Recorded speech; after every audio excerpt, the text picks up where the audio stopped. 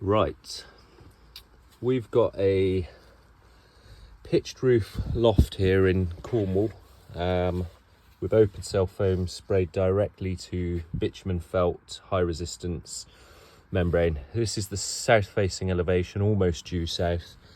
This is the north facing elevation. Now, a couple of things I want to check is the foam hermetically sealed to the rafters? The answer is yes, it is.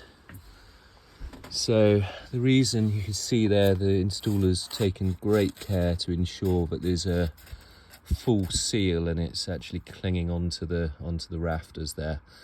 That's important because when moisture rises within the property, well, when heat rises along with moisture, you have a situation where when the foam shrinks back from these edges and you have a gap of, say, 1 centimetre, that heat will penetrate through and reach the cold external surface, being the felt, and it can cause surface condensation, and that can sit within the spray foam, and that can, in some circumstances, cause excess moisture. But on the whole, you can see here, he's gone well beyond the rafter bay here, but that's fine. The important thing is it's well sealed.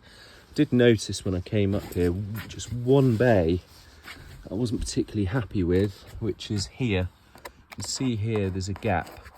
Stick my finger down through. It doesn't go right back to the felt, bearing in mind these are 100mm rafters, but ideally you need a can of expanding foam or something just to seal in there and just give it the hermetic seal. But that's the only rafter bay that I've got concerns about, and in any event I can't feel any moisture, but I've got my sort of basic moisture meter here, and we're gonna just pop that there and test the moisture content. So you see there, that's 10%. So again, not concerned about that, particularly at this time of year. It's worth noting it's the 2nd of March, it's 4 degrees outside, and it's been a hideously wet winter.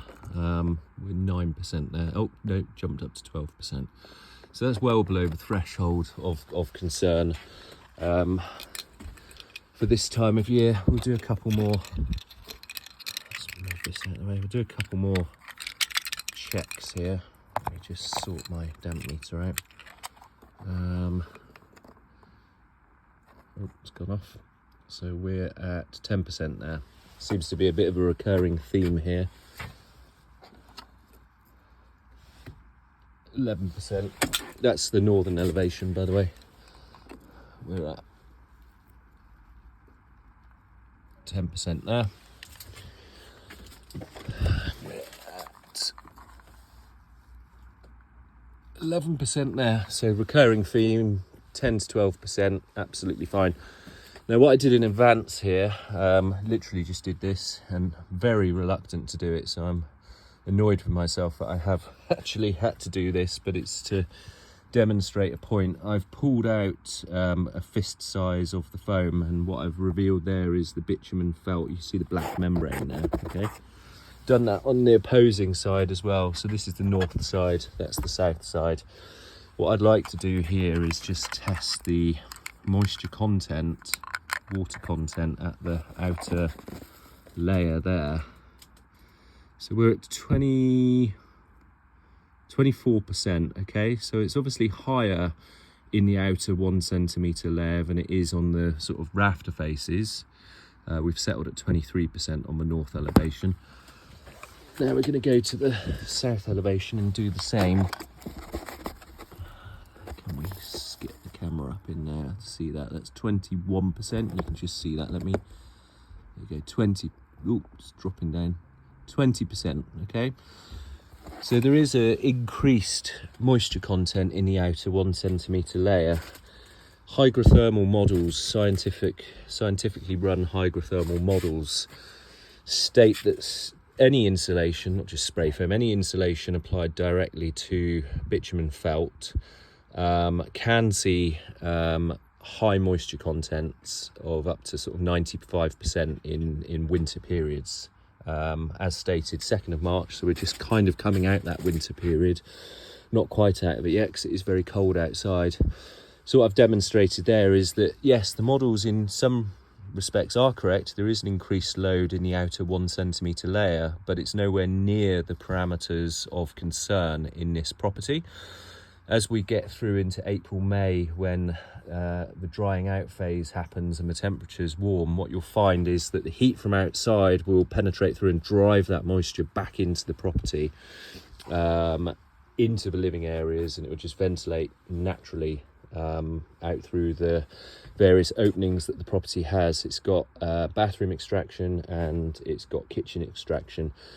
Worth pointing out as well, this is a low to medium moisture load property, in that there's a family of 4 with kids that go to school, 2 parents who are out at work all day, every day, people coming and going all the time in this property, you know, as in the 4 people that live here, active family, so doors are opened regularly, and you know there's a good level of ventilation within the property, so we're not too concerned at all, which is probably why these readings are quite low.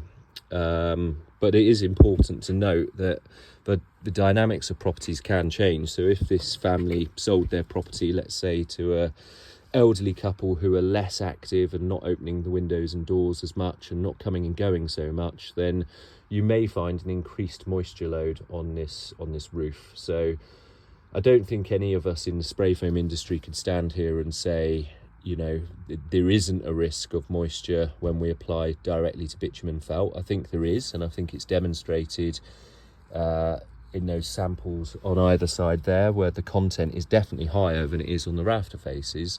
But like I said, in this property, we're not terribly concerned.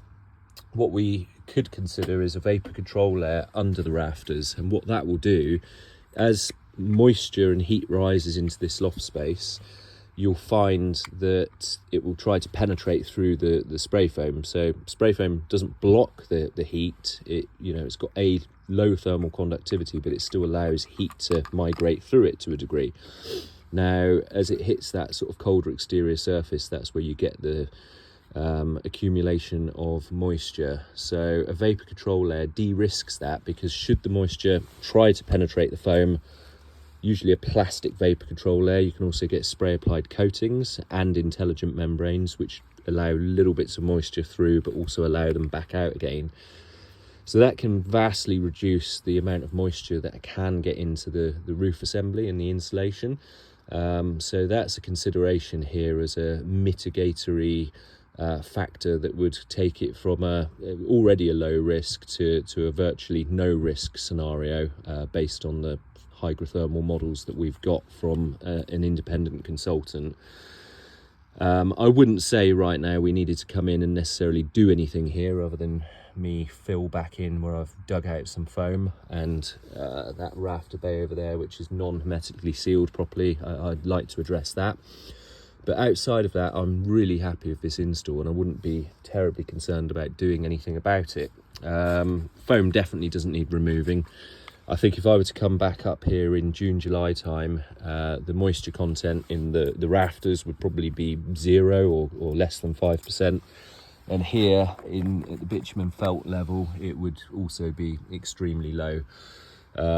So yeah, no concerns here, no remedial actions particularly to take. But should we wish to mitigate the future change in the occupants' habits, then we could consider a vapour control layer underneath the foam, which would just de-risk the proposition further.